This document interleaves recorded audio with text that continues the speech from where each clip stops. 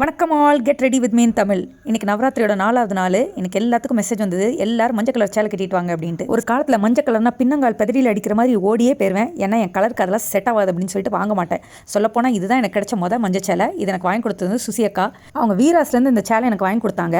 வீராஸ் எங்கள் ஆஸ்தான கடை. என் பீரோவில் இருக்கிற பாதி சேலை வந்து வீராஸ்லேருந்து தான்.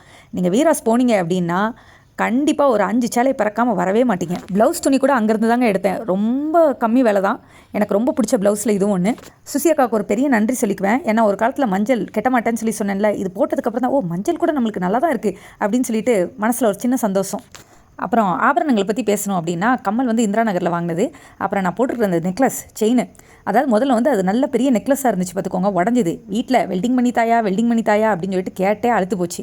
அதுக்கப்புறம் சரின்னு சொல்லிட்டு அதை 2ஆவே உடச்சி ஒரு நீட்டமாக ஒரு நெக்லஸ் மாதிரி ஆக்கிட்டோம்.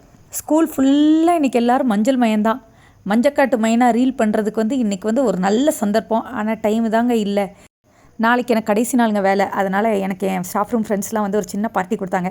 சூப்பராக ஒரு சேலை எடுத்து கொடுத்து நல்லா சமோசா, கச்சோரி, ரஸ்மலாயின்னு நல்லா வாங்கி கொடுத்து ஜமாச்சிட்டாங்க. எனக்கு தான் வந்து ரொம்ப ஒரு மாதிரி கஷ்டமாக இருந்துச்சு, அழுகையாக வந்துச்சு. Miss you all so much. அவ்வளோதான் இன்றைக்கி. From my wardrobe to your heart. See you all soon. Bye by.